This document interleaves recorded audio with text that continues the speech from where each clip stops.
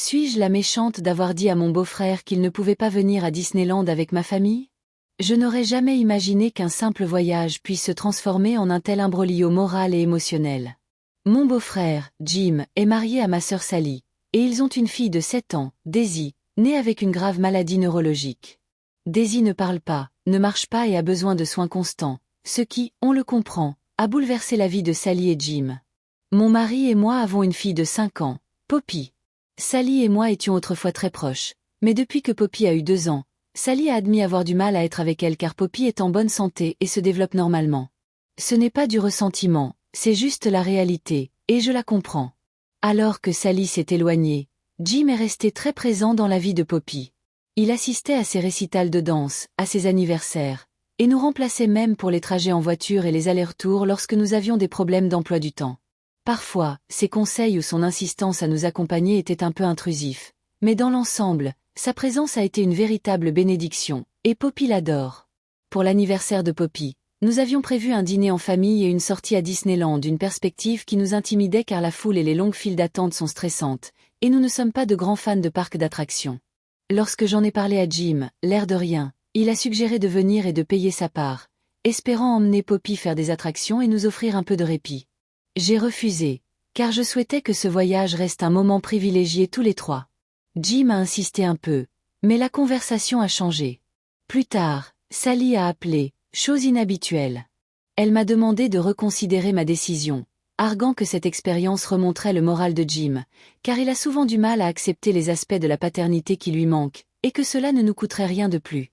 Je voulais simplement un voyage en famille, sans autre raison particulière. Sally m'a rappelé que Poppy aime Jim et que sa présence est bénéfique pour le bien-être émotionnel de tous. Me sentant dos au mur, j'ai dit que j'y réfléchirais, mais Sally est allée voir notre mère, qui m'a incité à reconsidérer ma décision. Malgré ma culpabilité, je savais au fond de moi que vouloir passer du temps seul avec ma famille n'avait rien de mal.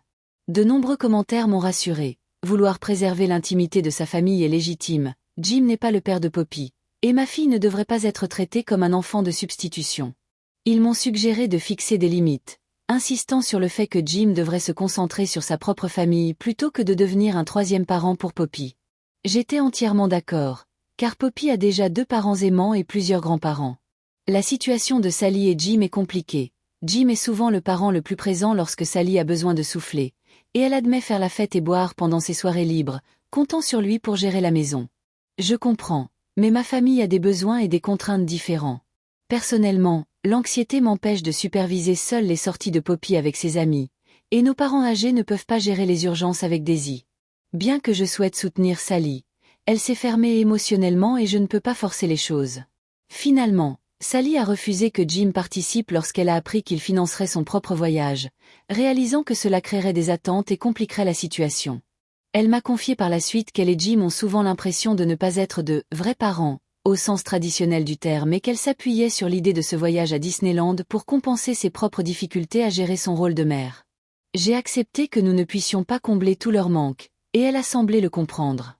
Mon mari et moi avons parlé directement à Jim, le remerciant de son implication tout en précisant que les expériences de Poppy, comme ce voyage, sont réservées à sa famille proche. Jim a reconnu que, même si cela serait blessant, il n'avait jamais envisagé d'être un parent de substitution et que le voyage à Disneyland était davantage un rêve qu'il imaginait partager avec son propre enfant. Nous avons convenu qu'il pourrait plutôt organiser des activités mensuelles avec Poppy, garantissant ainsi des moments de qualité sans empiéter sur son intimité. Disney resterait une expérience à 3, permettant à notre famille de se créer nos propres souvenirs tout en préservant des limites saines. Jim était d'accord, conscient de l'importance de sa vie en dehors du foyer. Avec le recul, nous aurions peut-être pu choisir un meilleur moment pour fixer ces limites, mais c'était la bonne décision. La sincérité de Sally concernant ses difficultés et le désir de Jim de participer m'ont aidé à comprendre leur point de vue sans compromettre les besoins de ma propre famille. Nous avons bénéficié d'une aide pour la réservation et l'organisation du voyage, et malgré la culpabilité initiale, je suis convaincue que nous avons su trouver le juste équilibre entre compassion et respect des limites essentielles à notre famille. Dans ce genre de situation, l'amour et l'empathie sont primordiaux, tout comme le droit de protéger l'intimité de sa famille, et je crois que nous avons su trouver le juste milieu avec le plus grand soin et la plus grande réflexion.